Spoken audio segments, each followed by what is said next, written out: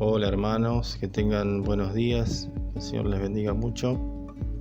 En esta oportunidad vamos a estar extrayendo algunas ideas del libro de 2 Timoteo.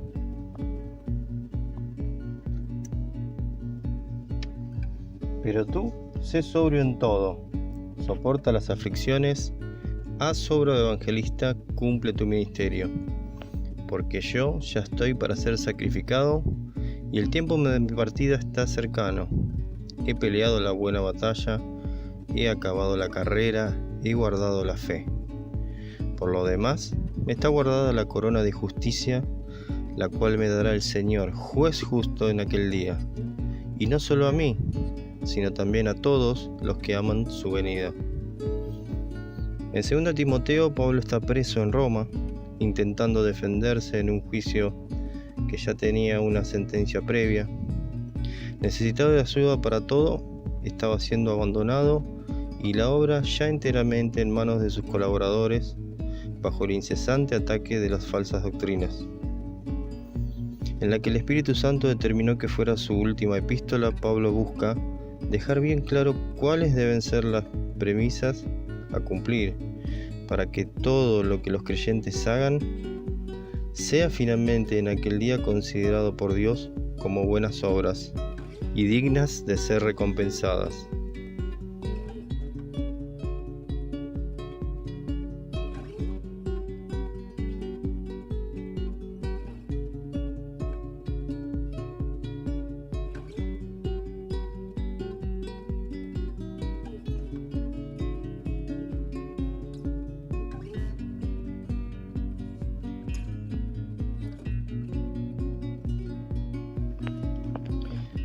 ¿Por qué Pablo estaba tan seguro de que había peleado la buena batalla y de que había acabado la carrera, que había guardado la fe? ¿Era una especulación de parte de él o él estaba seguro porque tenía una seguridad basada en la palabra de Dios? La idea sería pensar si puedo vivir de cualquier manera siendo cristiano y no sufrir ninguna consecuencia cuando esté en la eternidad, cuando esté en su presencia. ¿Cómo voy a llegar a vivir de la manera que Dios quiere para que mis obras en ese día puedan ser consideradas buenas obras? ¿Voy a llegar a madurar sin considerarlo? ¿Voy a llegar a madurar por casualidad, sin trabajar para ello? ¿Me tengo que esforzar? ¿Tengo que hacer una inversión de todos mis recursos, de mi vida, de mis esfuerzos, de mi tiempo, de mi vida? Para esto, para poder llegar a madurar, para ser la persona que Dios quiere, o sin esfuerzo puedo llegar a eso. ¿En qué me tengo que esforzar? Estas son las preguntas que vamos a estar contestando y algunas ideas que vamos a estar sacando de 2 Timoteo. Vamos a ir y venir siempre en 2 Timoteo y analizar qué nos dice en función de estas ideas. Lo primero que encontramos es una gran cantidad de pasajes que nos hablan de la salvación. Y nosotros debemos siempre ser agradecidos a Dios por la salvación que Él nos regaló, ¿no? Esto es remarcado varias veces por Pablo. Lo que nos va a dar a entender y que le va a estar recordando a Timoteo es que hay una salvación preparada por Dios y que hay personas elegidas. Dice, por ejemplo, en el 1, 9 y 10, dice: quien nos salvó y llamó con llamamiento santo, no conforme a nuestras obras, sino según el propósito suyo y la gracia que nos fue dada en Cristo Jesús antes de los tiempos de los siglos, pero que ahora ha sido manifestada por la aparición de nuestro Salvador Jesucristo, el cual quitó la muerte y sacó a la luz la vida y la inmortalidad por el Evangelio. Después en el 2.10 dice: sufro penalidades a modo de malhechor, pero dice, no importa, todo lo soporto por amor de los escogidos. O sea, hay personas escogidas, para que ellos también obtengan la salvación que es en Cristo Jesús con gloria eterna. Después, cuando está hablando en el final ya de la epístola, también tiene esta idea presente y se la deja a Timoteo.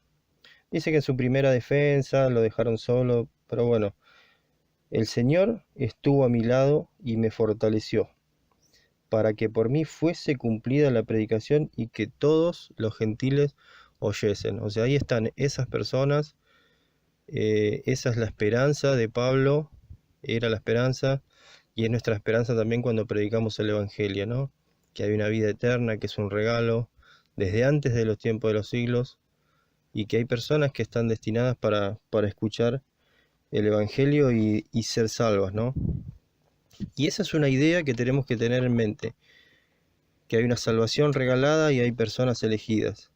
Y también lo que va a remarcar es que para esas personas que están escogidas una vez que reciben a Cristo, para nosotros, como para Pablo, como para Timoteo, hay una vida, o sea, una forma de vida determinada, y que hay un examen. Hay un examen cuando estemos en su presencia, y Pablo ya estaba seguro de que él en ese examen iba a recibir esas coronas, ¿no? Y tenía esa seguridad. Pero la idea es que hay una vida determinada, y es de una manera y no es de otra. Y hay un examen para ver cómo anduvimos en esa vida. Dice, por ejemplo, en el 1.12, yo sé a quien he creído, y estoy seguro que es poderoso para guardar mi depósito para aquel día. O sea, el depósito es algo de mucho valor, y puede ser su fe, su ministerio. Él estaba seguro, dice, de que Dios es poderoso para guardar mi depósito. O sea, hay una posibilidad de que yo llegue a su presencia, porque Él es poderoso, y que llegue a su presencia y que sea un momento de gozo. También hay un pasaje bastante extenso, como una especie de trabalengua, que va mencionando varias cosas que hay que analizarlas una por una. Dice, si somos muertos con Él, estoy en el 2.11, también viviremos con Él. Si sufrimos, también reinaremos con Él.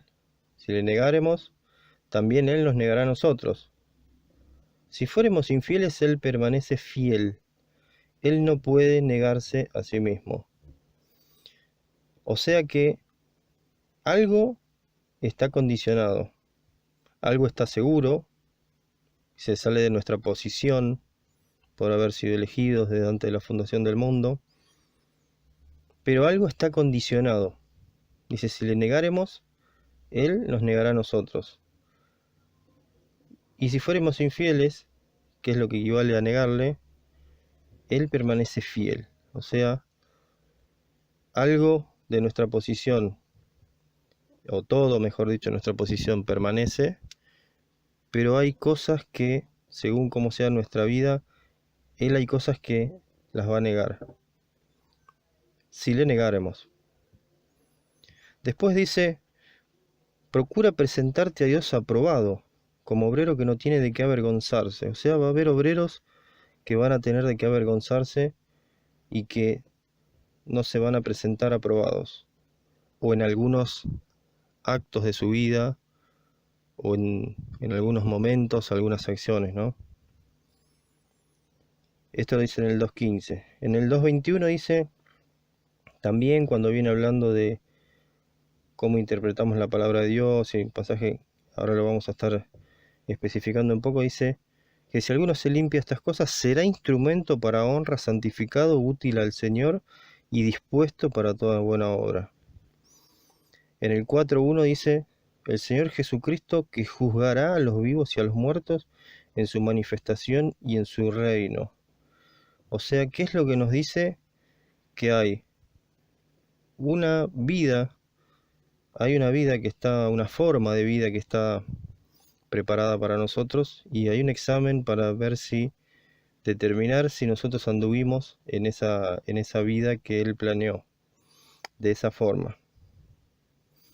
Vemos que el día del examen, nuestras obras serán examinadas, aprobadas o no, se transformarán en una corona o estéfano.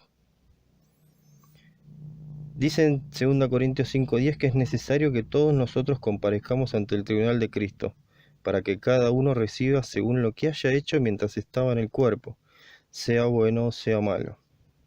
1 Juan 2:28 dice, permaneced en él, para que cuando se manifieste tengamos confianza para que en su venida no nos alejemos de él avergonzados.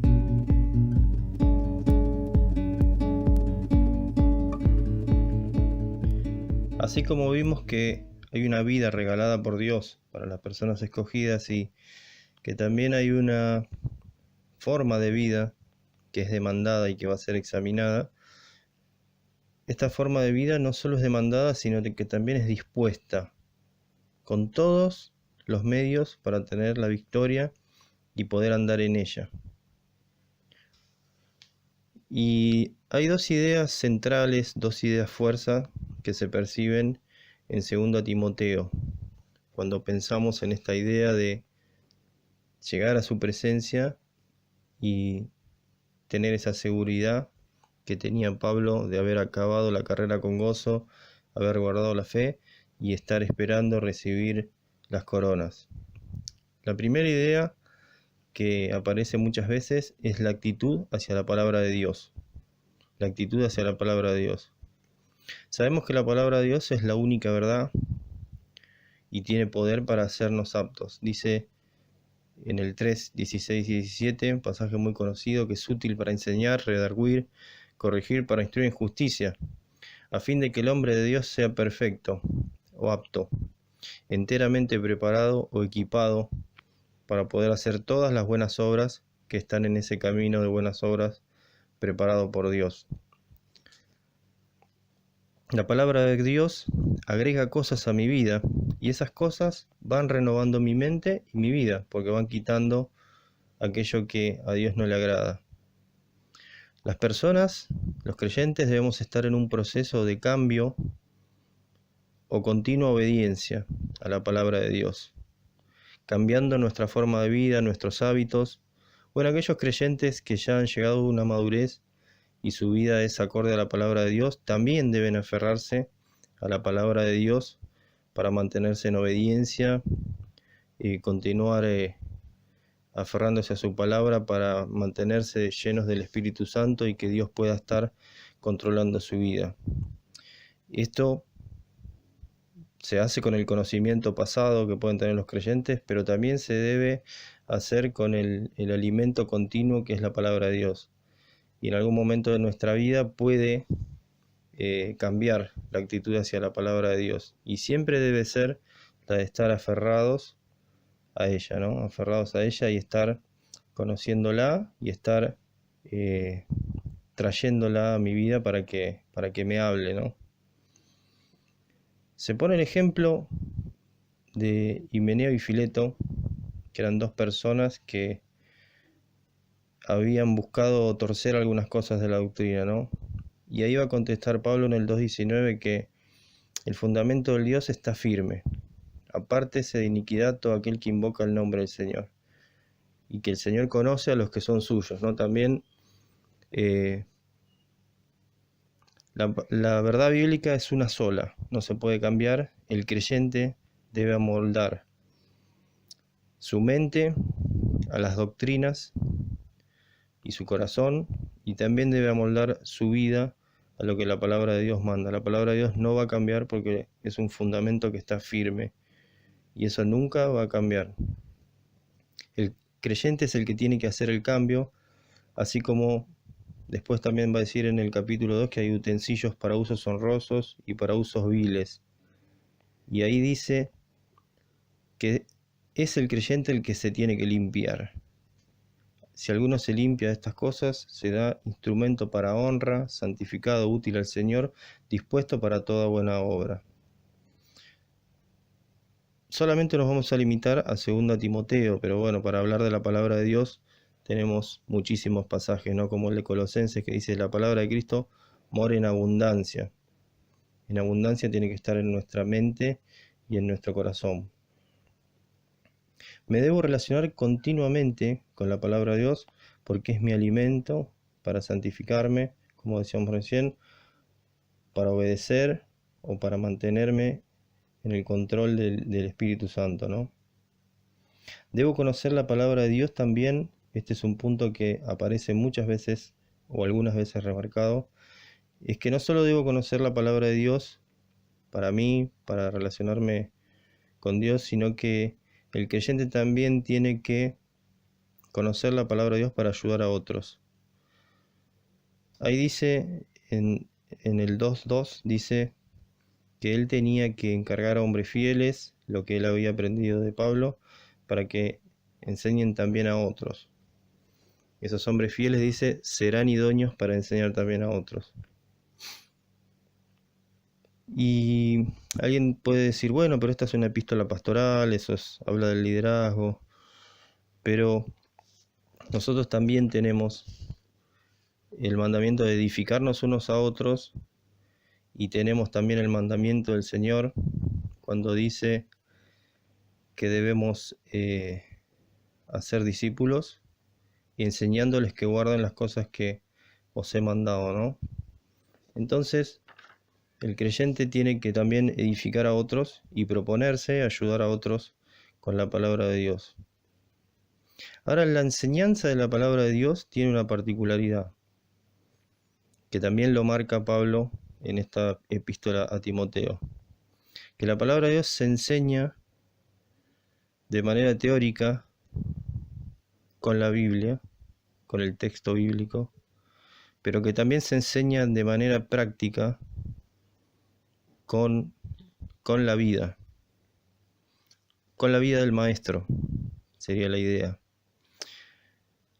Pablo remarca que Timoteo tenía que enseñar así como había enseñado él, que tenía que repetir tal cual la enseñanza, pero también él apunta a su testimonio y él apunta a que él tenía que imitarlo también en su conducta.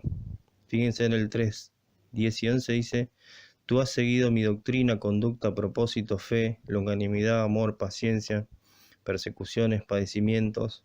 O sea,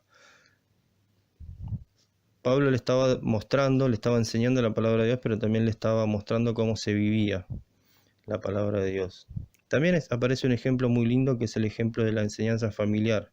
En el capítulo 3, en el 14, le remarca cómo también Timoteo había tenido la bendición de tener a su madre y a su abuela que le eran de ejemplo y le enseñaban la palabra de Dios, y seguramente también en ese hogar se buscaba vivir acorde a la palabra de Dios, ¿no?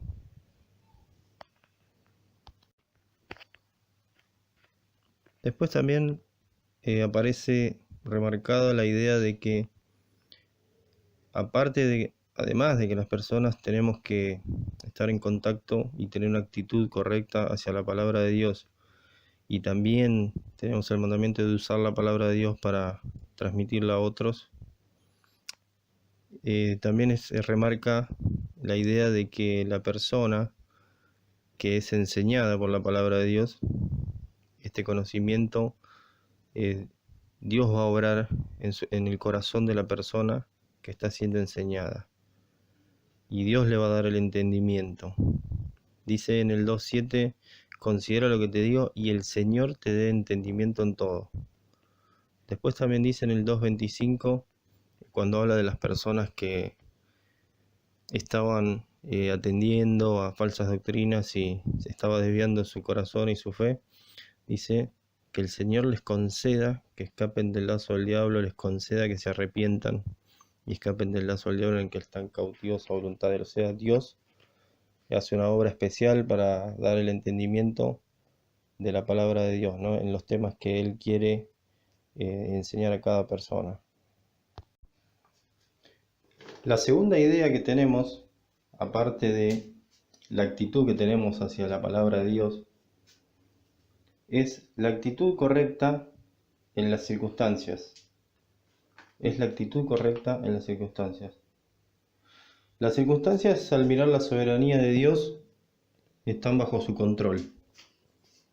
Tienen el potencial o de acercarnos a Dios y fortalecer nuestra fe, o si no tenemos la actitud correcta, alejarnos.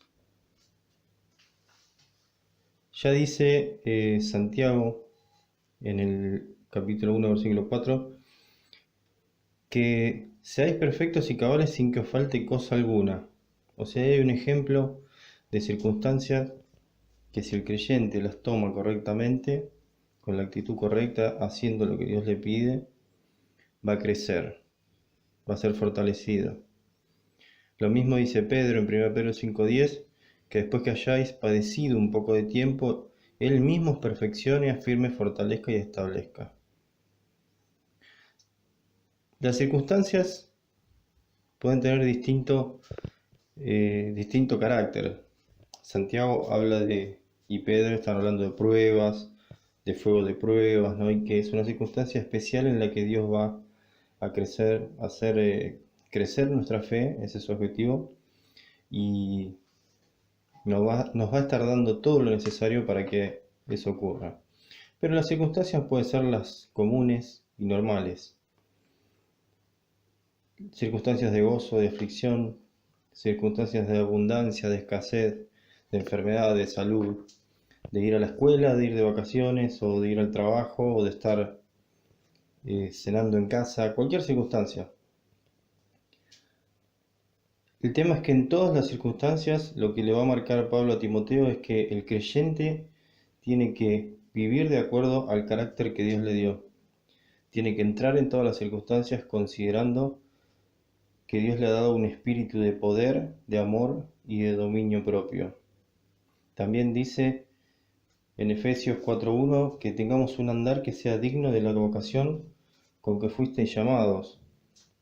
Eso quiere decir que yo siempre tengo que tener en mi mente que Dios me dio un carácter y yo tengo que obrar de una manera determinada. Y tengo que tener en cuenta, como primera actitud correcta en las circunstancias, es que en todas las circunstancias va a estar la carne queriendo que yo peque, pero está ese carácter y dice que es dado por Dios, porque dice que Dios nos ha dado ese espíritu de poder, de amor y de dominio propio. Muchas veces las personas no saben qué hacer en las circunstancias y es por estos tres motivos. El poder es una palabra que habla de tener la energía para hacer las cosas, ¿no? Es dunamis. Amor es ágape y dominio propio es sofronismo. Y cuando las personas quieren hacer algo o intentan hacer algo de alguna manera, se encuentran con este problema. El primero es, cuando dice dominio propio, es tener la mente segura. Esa es la traducción. O sea, saber qué es lo que hay que hacer. Otra cosa con la que se enfrentan es que no todas las acciones de las personas tienen el carácter de amor, ágape, y de siempre enfilar las acciones para beneficio del otro, en el sentido de que el otro acreciente su comunión con Dios y acreciente su vida espiritual. Y otro problema que tienen las personas es el poder o la energía para hacer las cosas, que muchas veces saben lo que tienen que hacer, pero no tienen el deseo. Bueno, el creyente tiene el poder para hacerlo, tiene el amor para hacerlo y está capacitado por Dios para tener su mente segura y saber cuáles son los pasos que tiene que dar. Para que Timoteo y los creyentes pudieran tener la actitud correcta en las circunstancias, Pablo recuerda el carácter piadoso que el creyente debe tener en las circunstancias, pero también le va a enseñar, a recordar el carácter de las circunstancias, con palabras como padecimiento, sufrimiento, persecución. Le recuerda el tipo de circunstancias a la que los creyentes estamos expuestos por motivos del Evangelio. Le va a decir, soporta sufrimientos. Y si las circunstancias no fueran de esta manera, la vida normal, ¿cuál es la actitud que debe tener el creyente? ¿De qué manera lo enseña Pablo? Le recuerda que el creyente es como un soldado, como un atleta y como un labrador. Cualquiera sea la circunstancia, el creyente tiene que mantener estas tres actitudes. Va a decir en el 2.4, ninguno que milita se enreda en los negocios de la vida a fin de agradar al que lo tomó por soldado. Por más que no hubiera guerra, el soldado tenía que estar con toda su vida organizada en función de aquel que lo había llamado para ejercer esa tarea militar. Esto habla de las distracciones que pueden sacar de la vida del creyente la prioridad de lo espiritual y de la comunión con Dios. Por esto, debe dejar cosas de lado. El atleta no es coronado sino lucha legítimamente. Esto habla de que el atleta tenía que seguir un reglamento. Y eso quiere decir que el creyente no puede hacer las cosas sin considerar la voluntad de Dios para lo que está haciendo. Saber que Dios lo está probando, o saber que Dios lo pide, que una tarea común que cualquier persona la haría de cualquier manera, Dios le pide que la haga con alguna manera especial, con algún sentir especial o con alguna forma específica que Dios le pide. Y eso requiere una disciplina de parte del creyente, así como estos atletas o estos luchadores que tenían que seguir un reglamento. Después habla de que el labrador, para participar del fruto, debe trabajar primero.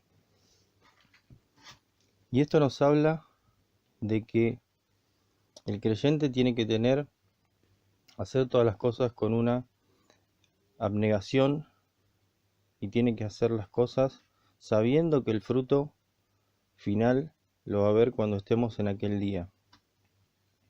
En esta vida podemos tener gozo, podemos tener bendiciones, podemos tener alabanza, pero el fruto final va a ser esa corona que el Señor nos va a estar entregando.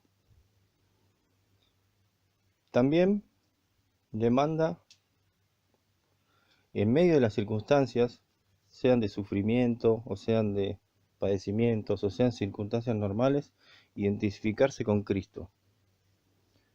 Dice que nos identifiquemos con Cristo porque Cristo se hizo hombre, siendo Dios se hizo hombre. Y le dice que se identifique también con él, con Pablo, que estaba preso por el Evangelio de Cristo y por dar testimonio de Cristo. Esto muchas veces para los creyentes es un gran conflicto. ¿Con qué nos identificamos? El mundo nos propone modelos para identificarnos con ellos de distinto, según la edad en la que estemos, según la cultura, cada momento de nuestra vida, cada circunstancia, hay modelos propuestos para que nos identifiquemos con ellos y que guían a la sociedad y guían a las distintas culturas. El creyente se tiene que identificar con Cristo. Cristo sufrió haciéndose hombre, y esto generó un conflicto para muchos creyentes. Por ejemplo, en el capítulo 1 habla de Figelo y Hermógenes, que habían tenido un conflicto con las circunstancias que se estaban dando en torno al encarcelamiento de Pablo. Pablo le dice a Timoteo que no te avergüences de mis cadenas, y dice Figelo y Hermógenes evidentemente se habían avergonzado y les había generado algún conflicto. Y allí estaba Onesíforo, que dice, no se avergonzó, él no se avergonzó de mis cadenas. Se ve que había algunas circunstancias, algunas ideas que estaban dando vuelta en torno a que Pablo estaba preso y algo no lo pudieron analizar bien con la palabra de Dios y terminaron alejándose de ellos y a muchas personas de las que estaban en Asia. Y finalmente, en medio de las circunstancias, la actitud que tenemos que tener es la constancia en la tarea, sea una circunstancia de bendición o una circunstancia de prueba personal, de prueba nacional, o sea una circunstancia más grande que abarque un entorno más grande, o una circunstancia que abarque a todos los creyentes, como puede ser una persecución, o una circunstancia de pobreza, o la que fuere que pueda atravesar una nación. El creyente tiene que tener constancia en la tarea. Le recuerda y se lo dice, que reavives el fuego del don que te fue dado. En el 1.6, en el 4.5 le dice, cumple tu ministerio. Y el creyente, la actitud que tiene que tener en medio de las circunstancias es de ser constante en la tarea que Dios le dio. Y finalmente la actitud de tener comunión con los hermanos y edificarse mutuamente. Cuando le está hablando de que evite las discusiones y que evite los pleitos, y le dice huye de las pasiones juveniles, en ese sentido de no entrar en discusiones a ese nivel de llegar a tener un pleito, sino que él tenía que tener mansedumbre, y aparte le dice: sigue la justicia, la fe, el amor y la paz con los que de corazón limpio invocan al Señor. O sea, fortalecerse en la comunión con los hermanos y edificarse mutuamente. Muy bien, hermanos, ya finalizando, y para tener la seguridad que tenía el apóstol Pablo de estar amando su venida y de estar teniendo esas buenas obras cuando estemos delante del Señor, recordamos que debemos cuidar la actitud que tenemos hacia su palabra en el día a día y la actitud que tengamos dentro de las circunstancias en las que el Señor nos coloque. Muchas bendiciones, nos estamos viendo en cualquier momento.